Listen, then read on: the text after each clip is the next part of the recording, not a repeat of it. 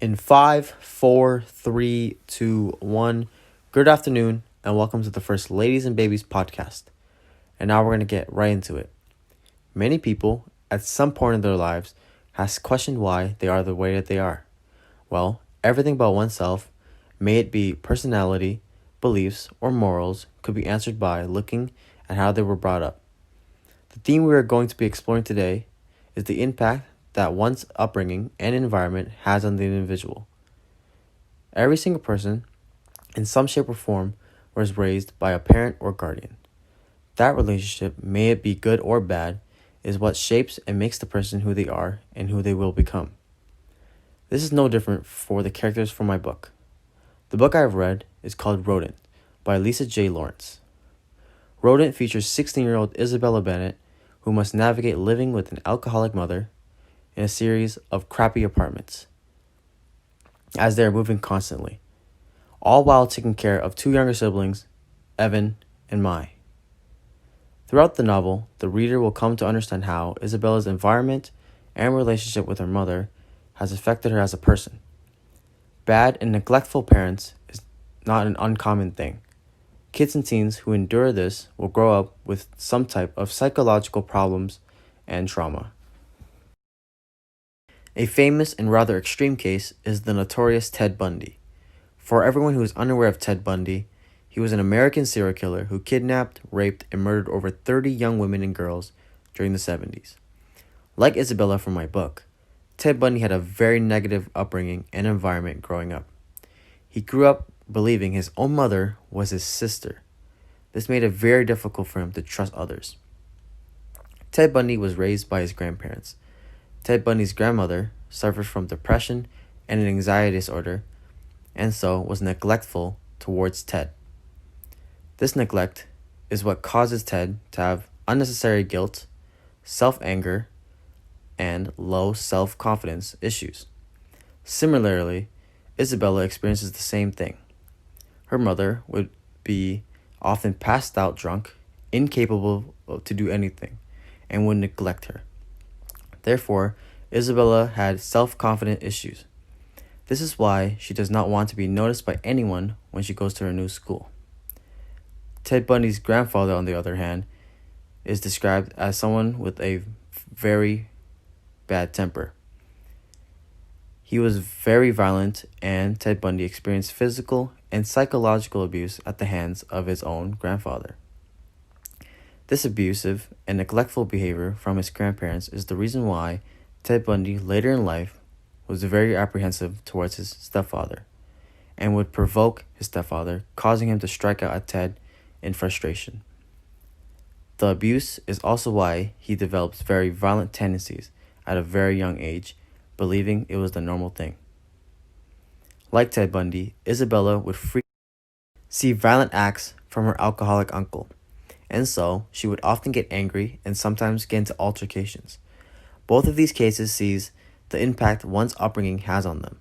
For Isabella and Ted, the neglect and abuse they grew up with made the two more self-conscious, quiet, and angry individuals. We can see how things that have happened or is happening in their lives is the reason behind certain behaviors they exhibit. The home isn't the only environment that individuals grow up in. Schools are also an extremely important setting for development and impact on a person. Kids and teens spend nearly half of their time in school, growing and learning. Teachers and educational staff, in a way, are guardians and play a major role in the development of a person. An excellent example is Ken Carter, from the American biographical sports drama film named Coach Carter. Based on a true person and events, Ken Carter is about a basketball coach that changes the lives of the players of Richmond High School basketball team. Coach Carter saw that his players were failing students who were disrespectful and didn't care for much. And so, when becoming their new coach, he hands them all a contract that instructs them to attend all their classes, wear dress shirts and ties on game days, refer to others as sir and ma'am, and maintain a 2.3 GPA, or, in other words, a 60% average, among other requirements. He even goes as far as suspending the team, which was going undefeated that season due to poor academic results. He does so to educate the boys about principles. Coach Carter teaches the young men discipline, hard work, and respect. He becomes a father figure that many of these young men need, guiding them on the right path of life. Due to what he did, the lives of these young men were impacted greatly, helping 3/4 of them go to college, which wasn't even on the minds of any of them before Coach Carter was in the picture.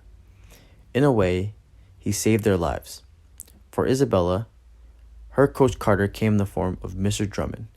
When Isabella punches a girl who is the leader of a group of bullies, Mr. Drummond is the only teacher that sees past Isabella's aggressive behavior and the only one who truly understands the situation. Mr. Drummond believes in the power of focused, empathetic educators. Quote, "As far as making a difference in someone's life, you don't know until you try." Making connection with the students is one of the best parts of teaching. End quote. Mr. Drummond sees through Isabella's tough exterior and does everything he can to help her and pull her out of the dark place that she is in. He places Isabella into a small group. In that group, she is able to express herself and make new friends. Because of this group, a significant and life-changing event of Isabella's story occurs. With the help of Mr. Drummond, Isabella is able to see the road she was headed for, dropping out of school and going to juvenile hall for fighting. Similarly to her cousin, Jay, who had a very similar upbringing to Isabella. Like Coach Carter, Mr. Drummond pushes Isabella into the right direction and impacts her life in a major and positive way. Every single person has been impacted by others in some type of way. It can explain so many things about oneself.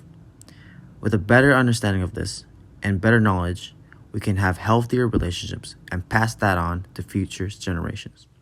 Thank you for listening.